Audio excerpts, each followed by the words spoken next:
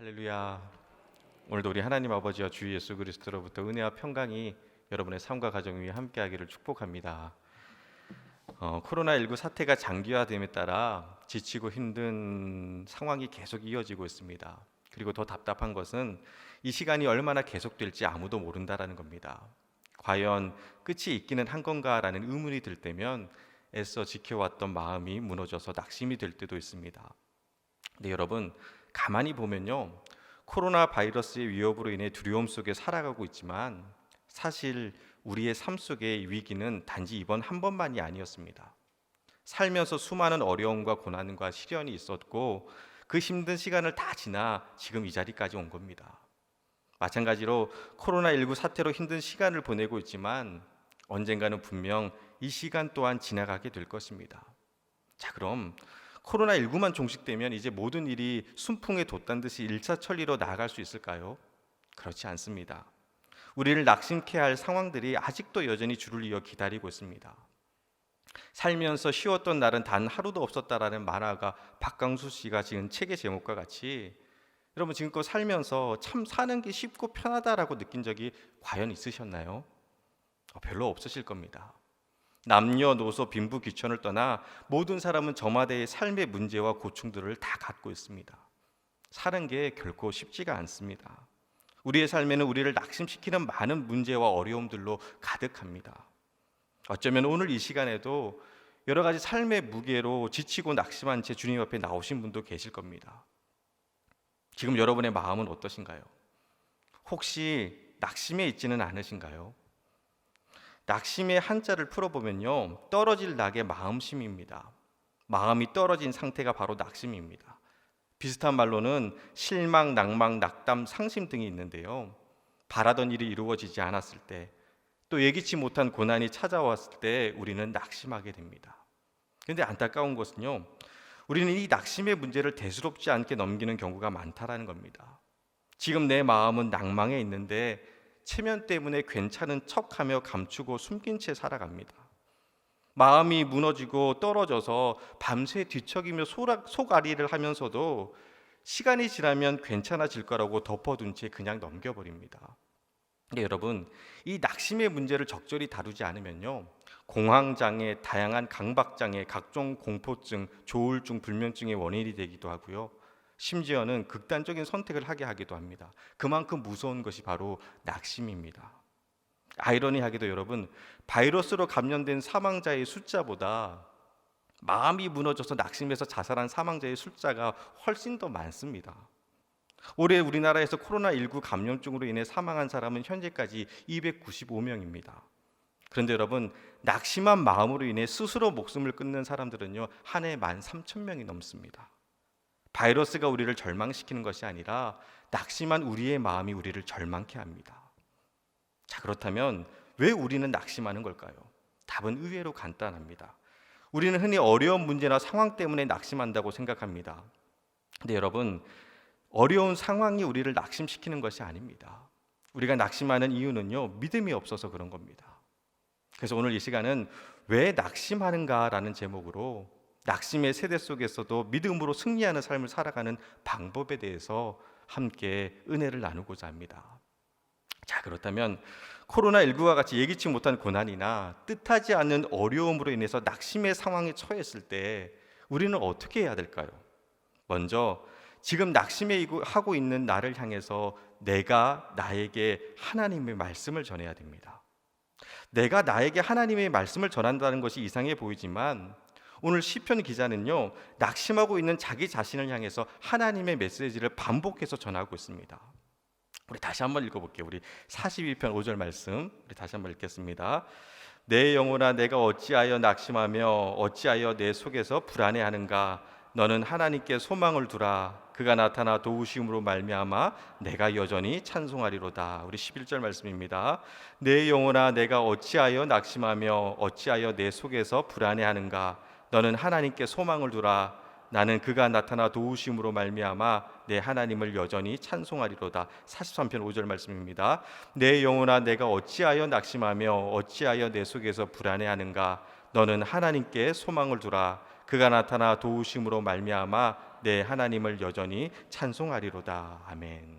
자, 말씀을 보면요, 여러분, 똑같은 말씀이 토시 하나 틀리지 않고 무려 3번씩이나 반복해서 나옵니다. 내 영혼아, 내가 어찌하여 낙심하며 어찌하여 내 속에서 불안해하는가? 너는 하나님께 소망을 두라. 지금 시편 기자는요, 너무나 낙심한 가운데 있습니다. 대적자들이 너희 하나님이 어디 있느냐고 비웃고 조롱합니다. 너무 속상해서 내 눈물이 주야로 내 음식이 되었다고 말할 정도로 낙심해 있습니다. 그런데 그렇게 낙심해 있는 자신을 향해서 하나님이 계시는데 왜 이러고 있느냐고 자기 자신을 향해서 말씀을 선포하고 있는 겁니다. 그것도 무려 3번에 걸쳐서 반복해서 전합니다. 암담한 현실 앞에서 낙심에 쓰러져 있는 자신을 향해서 내 영혼아 어찌하여 낙심해 있느냐? 너 하나님의 사람아 왜 이러고 있는 거야? 하나님이 함께 하시는데 왜 불안해하는 거야? 하나님이 소망이시잖아. 하며 스스로에게 말씀을 선포하고 있습니다. 자기 자신에게 하나님의 말씀을 선포하는 것이 이상해 보이고 민망해 보이기도 하지만 여러분, 이것이 중요합니다. 그리고 이 훈련이 필요합니다. 낙심되는 상황에서 우리는 다른 사람의 위로를 구합니다. 하지만 그것은 잠깐의 위로이지 나를 다시 세우지 못합니다. 중요한 것은 하나님의 말씀 앞에 내가 스스로 서야 하는 겁니다. 그런 의미에서 내가 나에게 말씀을 선포하는 것은 단순히 혼자 중얼거리는 독백이 아닙니다. 이것은 하나님 앞에서 단독자로 서서 드리는 믿음의 고백이자 결단입니다. 그러니 막막한 현실 앞에서 또 예기치 못한 고난 앞에서 신세한탄이나 팔자 타령 같은 것 하지 마시고 낙심해 있는 나를 향해서 하나님의 말씀을 선포하시길 바랍니다. 그리고 그 말씀의 거울 앞에서 지금의 내 모습을 비춰보는 겁니다. 그럼 곧 깨닫게 됩니다. 아, 나에게는 하나님이 계시지. 그런데 왜 내가 이렇게 바보처럼 낙심하고 있었지? 만군의 여호와 전능하신 하나님이 내 편이신데 내가 왜 이렇게 염려하고 근심하며 불안해하고 있었지 하며 다시 믿음으로 일어서는 겁니다. 그 대표적인 인물이 바로 다윗입니다. 다윗이 그 수많은 위기 속에서도 낙심하지 않고 승리할 수 있었던 비결은 바로 여기에 있습니다. 다윗은요, 힘들고 어려울 때마다 자기 자신을 향해서 말씀을 선포했습니다. 나아진 것이 아무것도 없다 할지라도, 변한 것이 하나도 없다 할지라도 자신의 처지에 낙심한 것이 아니라 오히려 더 하나님을 찾고 구했습니다.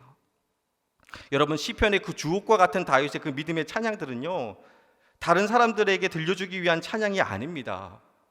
자신을 죽이기 위해 혈안이 된 적들을 피하게 살기 위해 도망친 광야 한 복판에서 짐승들이 사는 냄새나고 어두침침한 동굴 속에서 힘들고 두렵고 외롭고 불안해서 벌벌 떨고 있는 자신을 향해서 선한 목자 되시는 하나님, 언제나 나와 함께 하시는 하나님, 나를 가장 좋은 길로 인도하시는 하나님, 나보다 나를 더 잘 아시고 나의 작은 시름조차도 외면하지 아니하시는 하나님, 그 하나님을 믿음으로 선포하며 찬양한 겁니다.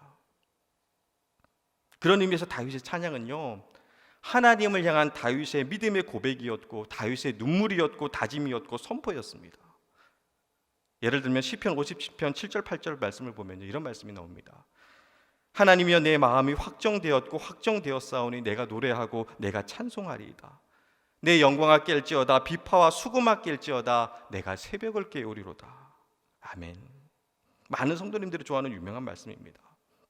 근데 사실 여러분, 이 시편 말씀은요, 다윗 자신을 죽이기 위해 3,000명의 정예 군사를 이끌고 온 사울 왕을 피해서 아둘람 굴이라는 동굴 속에 숨어 있을 때 지은 시입니다. 그리고 시편 57편을 읽어보면요, 내 마음이 확정되고 확정되었다고, 내가 노래하고 찬양하겠다고 결단하고 바리 직전까지 다윗은요, 두려움 속에서 낙심하고 있었습니다.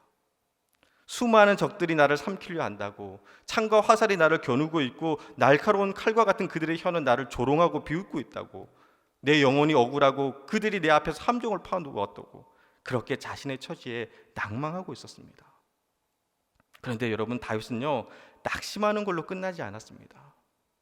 낙심하고 절망해 있는 자신의 모습을 보면서 다윗의 마음속에 이건 아닌데, 이건 아니야, 하나님의 기름 부음을 받은 내가 왜 이러고 있지, 이건 아니야 라고 깨닫기 시작한 겁니다.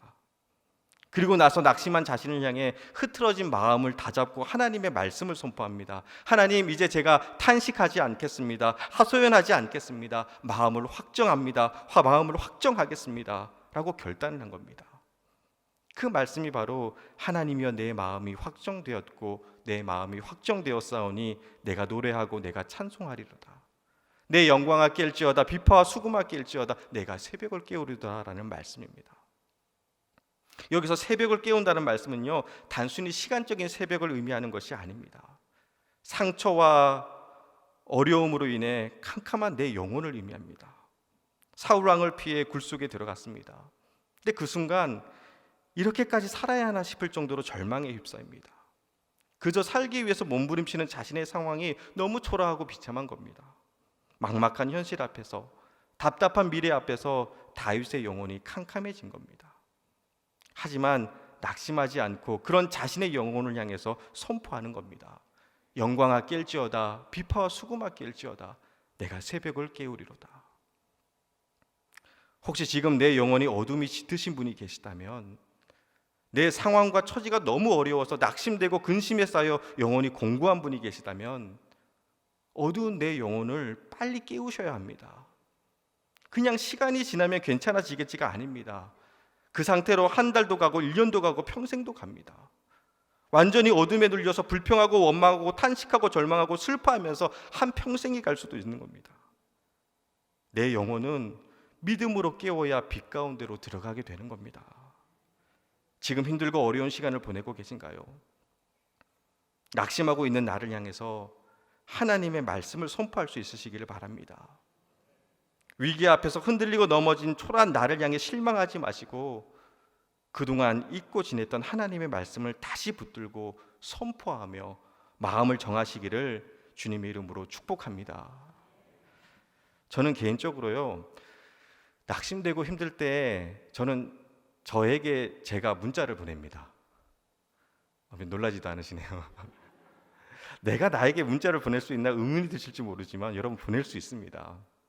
어렵지 않습니다. 문자 메시지 수신란에 그냥 자기 번호를 넣으시면 됩니다. 그리고 전송하면요, 몇 초 후에 윙 하고 울립니다. 자기가 보낸 문자가 자기 핸드폰으로 오는 겁니다. 신기하면서도 여러분 재밌습니다. 힘들고 지칠 때, 마음이 무겁고 답답할 때 저는 저에게 문자를 보냅니다. 지만아 너는 보배롭고 존귀한 주님의 자녀야, 힘내. 지만아 너는 결코 작지 않아. 너를 통해서 이루실 하나님의 능력을 봐. 지만아 너는 결코 약하지 않아. 내 안에 계신 주님이 세상보다 크시잖아. 손이 오그라들 정도로 민망한데요. 창피하고 민망한데요. 여러분, 은혜가 됩니다. 너는 택한 족속이고 너는 왕같은 제사장이고 너는 거룩한 나라이며 하나님의 소유된 백성이라고. 너를 어두운 데서 불러내어 그의 기이한 빛에 들어가게 하신 이의 아름다운 덕을 선포하게 하려 하신다고. 너를 향한 하나님의 기대가 이렇게 큰데 왜 낙심하고 쓰러져 있냐고. 그렇게 문자를 보내요. 그럼 보내자마자 윙하고 올립니다. 여러분, 놀라운 것은요, 제가 보낸 말씀에 제가 막 감동합니다. 어쩜 이렇게 멋지고 은혜로운 말씀을 전할 수 있지. 제가 제 메시지 위로받고 다짐하고 그렇게 마음을 잡고 다시 일어서는 겁니다. 사랑하는 여러분, 상황과 환경 때문에 낙심하기에는요, 우리를 향한 하나님의 기대가 너무나 큽니다. 힘들고 지칠 때 여러분도 한번 해보시길 바랍니다. 그리고 그렇게 자신을 향해 말씀을 전하다 보면요, 깨닫게 되는 은혜가 있습니다. 그것은 어떤 상황 속에서도 하나님이 우리의 소망이 되신다라는 겁니다. 우리 5절 말씀 다시 한번 읽어보겠습니다. 42장 5절 말씀입니다. 내 영혼아 어찌하여 낙심하며 어찌하여 내 속에서 불안해하는가. 너는 하나님께 소망을 두라. 그가 나타나 도우심으로 말미암아 내가 여전히 찬송하리로다. 아멘. 결국에는 여러분, 하나님이 소망이라는 겁니다. 너는 하나님께 소망을 두라. 그가 나타나 도우신다라는 겁니다. 여러분, 낙심을 이기는 두 번째 방법은요, 바로 하나님께 소망을 두는 겁니다. 사실 이거 모르는 사람은 없을 겁니다. 어쩌면 너무나 당연한 것이고 자주 들어서 식상하기까지 할 겁니다. 그런데 여러분, 그 당연하고 식상한 것이 바로 믿음의 본질입니다. 안타까운 것은요, 그 당연하고 식상한 것을 우리는 자꾸 잊어버려서 하나님이 아는 자꾸 엉뚱한 곳에 소망을 두며 살아갈 때가 더 많다라는 겁니다. 지금 여러분이 정말 믿고 의지하고 계신 것은 무엇인가요? 하나님이신가요? 아니면 사람이신가요? 말씀이신가요? 아니면 눈에 보이는 세상적인 것들인가요? 코로나19로 힘든 시간을 보내고 있는 지금 내 상황과 처지가 아무리 힘들어도 하나님이 나타나 반드시 도와주신다라는 확실한 믿음이 있으신가요? 거친 세상의 풍파 속에 쓰나미처럼 밀려오는 고난과 문제 앞에서도 두려워하고 불안해하는 것이 아니라 세상을 이기신 예수님이 나와 함께 하시니 나는 안전하다고, 나는 문제가 없다고 자신 있게 말할 수 있으신가요? 하나님이 소망이신데, 그래야 낙심하지 않는데 우리의 시선이 하나님이 아닌 다른 것을 쳐다보고 있으니 불안하고 낙심이 되는 겁니다. 입으로는 전능하신 하나님, 만군의 여호와라고, 능치 못할 일이 없으시는 하나님이시라고 외치지만 우리가 그렇게 믿지 못하고 있다는 겁니다. 하나님의 말씀보다는 나의 경험과 지식을 더 신뢰하고요, 전능하신 하나님이라고 하면서도 불가능해 보이면 이건 하나님도 못하실 거야 라고 하나님의 역사를 내 생각의 틀 안에 가두어 둘 때도 많습니다. 히브리서 11장 6절 말씀을 보면 믿음이 없이는 하나님을 기쁘시게 하지 못하나니 하나님께 나가는 자는 반드시 그가 계신 것과 또한 그가 자기를 찾는 자들에게 상 주시는 이심을 믿어야 할지니라고 말씀하시는데, 하나님 앞에 나아가긴 하는데 믿음이 없어요. 주님 앞에 나왔습니다. 찬양합니다. 기도합니다. 말씀 듣습니다. 예배합니다. 그런데 그 안에 믿음이 없어요. 아무리 주여 주여라고 부르시셔도 믿음이 없으면 하나님이 기쁘시지 않다라는 겁니다. 기쁘시지 않다라는 것은요, 다른 말로 슬프시다라는 겁니다. 하나님이 소망이신데 자꾸 엉뚱한 것만 바라보면서 어렵다고 힘들다고 낙심하고 있다면 그런 당신의 자녀들을 바라보는 하나님의 심정이 얼마나 속상하시겠습니까? 오늘 이 시간도 우리는 우리 아버지 되시는 주님을 만나고 주님의 만져주심을 기대하며 주님 앞에 나왔습니다. 그런데 내가 믿음이 없어서 주님이 슬퍼하고 계신다면 얼마나 안타까운 일인가요? 내가 믿음이 없어서 주님 앞에서, 은혜의 보좌 앞에서 낙심하고 있다면 얼마나 슬픈 일인가요? 여러분은 하나님을 믿으시나요? 정말 믿으시나요? 나는 믿습니다라는 말은요, 라틴어로 크레도라고 하는데요, 이 크레도라는 말은 심장을 바친다라는 의미를 담고 있습니다. 심장을 바친다. 믿음이란 무엇이냐? 나의 심장을 주님께 드리는 겁니다. 내 심장을 주님께 드렸으니 이제 주님이 만져주시지 않으면 나는 죽는 겁니다. 그게 믿음입니다. 그리고 그 믿음으로 어떤 상황 속에서도 오직 하나님만이 나의 소망이 되심을 선포하는 겁니다. 여러분에게는 그 믿음이 있으신가요? 입으로는 하나님은 나를 도우시고 힘주시는 아버지라고 말하면서 얼마나 아버지 하나님을 믿고 계시나요? 언젠가 한번 저희 둘째 녀석이 자다가 꿈을 꾸었는데요, 식은땀을 막 흘리면서 꿈에서 티라노사우루스가 자기를 잡아먹었대요. 여러분, 티라노사우루스라는 공룡이 있습니다. 아시죠? 티라노사우루스가 자기를 잡아먹었대요. 그러니까 얼마나 무서워하는지 그 얼굴이 정말 하얗게 공포에 질려 있는 겁니다. 그때 제가 뭐라고 한 줄 아세요? 두려워하지 마, 세준아, 걱정하지 마. 아빠가 티라노사우루스보다 더 세. 아빠가 티라노사우루스 이겨. 아빠가 지켜줄 테니까 안심하고 다시 자 하고 이렇게 도닥여주니까 금세 웃으면서 다시 자요. 왜냐하면 아빠가 자기를 티라노사우루스로부터 지켜줄 거라는 믿음이 있기 때문입니다. 근데 여러분, 그거 아세요? 아빠가 티라노사우루스를 이긴다라는 것을 믿고 평안하게 잠든 아이의 모습을 바라보는 그 아이의 아빠는요, 너무 행복합니다. 아빠를 이렇게 신뢰한다는 것이 감동입니다. 다행인 것은 공룡이 멸종이 돼서 제가 티라노사우루스와 싸울 일은 없겠지만, 혹시 제가 티라노사우루스와 싸운다 할지라도요, 저는 목숨 걸고 열심히 싸울 겁니다. 왜냐하면 내 자녀가 나를 믿고 있으니까요. 여러분, 하나님을 믿는다고, 하나님이 나의 소망이라고 하면서도 여전히 두려워하고 걱정하고 근심하며 살아간다면 그 모습을 지켜보는 우리 하나님의 마음이 얼마나 슬프실까요? 문제보다 크신 하나님이라고 말하면서도 문제 앞에서 낭망하고 절망하는 당신의 자녀들을 바라보는 하나님의 마음이 얼마나 속상하고 안타까우실까요? 바라기는 낙심하지 마시고 불안해하지 마시고 담대하시길 바랍니다.